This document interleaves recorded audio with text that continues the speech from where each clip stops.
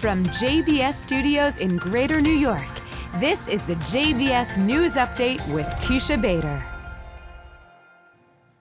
I'm Tisha Bader with the JBS News Update for Monday, April the 25th, 2022. 3 rockets were fired at southern Israel from Gaza Friday night. 2 landed in open areas in Israel and no damage or injury was caused. 1 rocket, though, fell short and fell inside Gaza. The IDF noted it landed next to a globally funded UNRWA school run by the United Nations Relief and Works Agency for Palestinian refugees. And shrapnel from that rocket injured a Palestinian in Gaza. The IDF said terrorists in Gaza don't care about the lives of Israelis or Palestinians.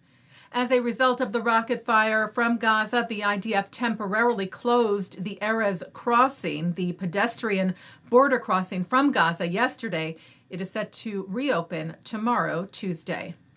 And then last night, the IDF tweeted that a projectile was launched from Lebanon into northern Israel. It landed in an open area, no damage or injury reported. In response, the IDF tweeted last night artillery forces targeted the source of the launch in Lebanon.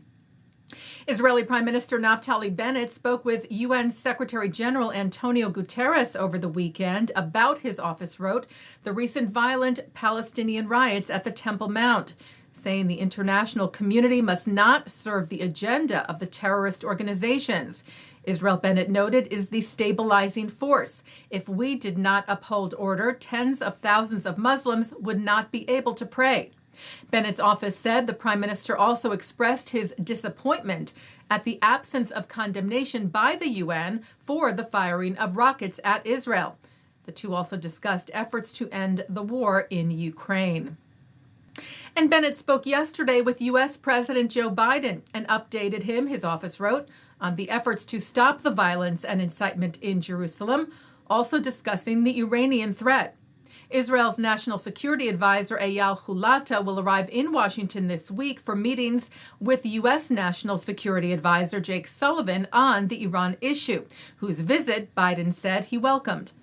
On the Temple Mount issue, the White House said that Biden took note of ongoing efforts between Israeli and Palestinian officials to lower tensions and ensure a peaceful conclusion to the holy season of Ramadan. The president also accepted an invitation from Bennett to visit Israel in the coming months. The Times of Israel reports that Israel's security agency, the Shin Bet, broke up a terror cell that was planning attacks against Israeli targets and had tested out explosive material to use in those attacks. Several members of the Islamic Jihad terror group based in Gaza and several Palestinian residents of the West Bank, whom the group had recruited, were arrested. Well, the festival of Mimuna was celebrated Saturday night, marking the end of Passover, traditionally celebrated by the Moroccan Jewish community. The festival has now become more widespread, with many enjoying its sweet, fried, doughy delights and its message of community, good luck, and prosperity. Prime Minister Bennett attended Mimuna festivities, saying for a long time the Mimuna holiday has not been a holiday only for those of Moroccan heritage. The entire people of Israel together will celebrate Mimuna, and when the people of Israel are together, we will win. In the city of Beersheba, some 300 Jews and Arabs celebrated Mimuna and Iftar, the meal eaten at the end of daily fasting during the holy Muslim month of Ramadan. The event was led by the Hagar Association, who wrote that Ramadan and Passover fall together once in a generation. The Hagar Association took advantage of the opportunity to show that hatred cannot and will not dominate the public discourse. Well, after multiple weather delays, Israeli astronaut Eitan Stibe and the rest of the AX-1 crew safely splashed down off the coast of Florida today, after concluding the first all-private crew mission to the International Space Station.